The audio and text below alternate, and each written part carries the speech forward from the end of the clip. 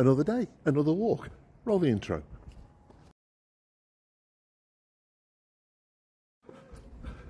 So the first aid course yesterday, awesome, passed it, obviously. I don't know if people actually fail first aid courses. You know, you just need to learn a bit more sometimes. But yeah, passed that. I must admit the resuscitation work was difficult for me, a lot more difficult than expected, but managed it, that was good. Interesting news on the business, on the drinks that I take and I help people take. My business in the last week has just doubled. Awesome. So I'm helping more people. Yes, it's going to take more time. That's absolutely fine. I don't mind. Because I help people, I get paid. But as for me, I'm doing awesome. I am doing awesome. When I had my first operation in March, the week after, it was like, eat whatever you want, because you've been trying to save weight over the last, or reduce weight over the last, sort of year.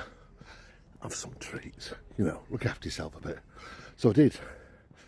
Unfortunately, it's now November and I'm still having the same amount of treats, which is why I nearly, I didn't tell anybody this, but I nearly missed out on my second op because I was slightly over the weight limit for my height. But that's fine, it all worked out, which is good.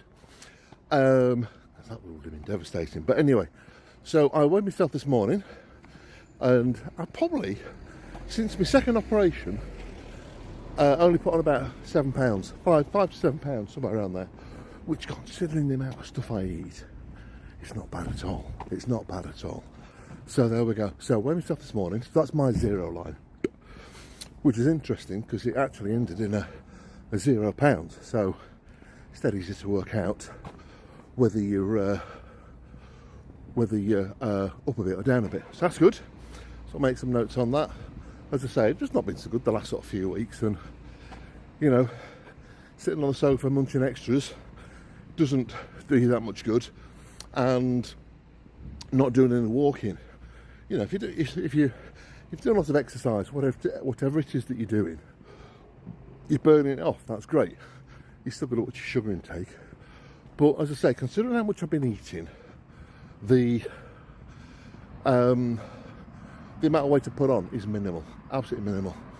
So starting this week, tomorrow, Monday, I will be only having the drinks in the morning, drinks at lunchtime, and drink before my dinner. So I'll give that a go, weekend, might have a couple of extra bits when the Formula One's on, that sort of thing. So there we go. I'll catch you next time. So if you're watching this for the first time, you're thinking, what drinks is he on about? These are 3 drinks that I take every day. I have one in the morning, which stops me feeling hungry. I have one for my lunch, and that is just your lunch. You can have a yogurt as well, you can do. But, the more you cut out, the better. Because it all comes down to fasting, but not feeling hungry. That's the main thing with these drinks, that you never feel hungry. You don't want to ever feel hungry. It's not like being on a diet. Forget that. And these drinks have reversed my type 2 diabetes. For the ladies, it can get rid of your PCOS. For all of us, it can lower blood pressure. It helps to get rid of your visceral fat. And even though it's actually designed for gut health, it actually helps you lose weight. So I lost 3.5 stone last year in about 6 months. 2 stone the first 2 months, about a month and a half the next stone, and then the last one was a bit slower, but that's fine.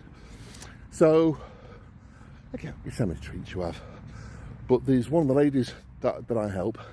She, in the last sort of few months, has lost 2 stone, but a lot of inches. Because remember, it's not always about the weight. We want to get rid of the weight. We want to get the weight of the scales. So it does that, but measure inches. Anyway, if you'd like to get to know what it is I do, have a look at my website, www.yourhealthyourchoice.net, and we can have a chat. You'll take care. I'll catch you next time. Bye. Walking, me, and aliens. That's all the intro. So about 3 or 4 weeks ago, I just started feeling a bit ugh. Now, I don't know if I've come down with something. I don't know if it's sort of, I've had the ops, life's changed, and it's like top. I don't know. I seriously don't know. I've not particularly felt ill, although my gout flared up about 3 weeks ago, which just stopped the entire world. But there you go. Anyway, so I've not been out for a walk. I've not done anything. In fact, I think the last time I went to Tesco's walking was about 3 weeks ago, and by the time I got home, I was just sweating like a pig. Like I say, I have no idea what was wrong with me at all. Anyway, so obviously been going to the pool. I've been putting some of those videos up, so I'm managing to get there, get out and about and do something a little bit different.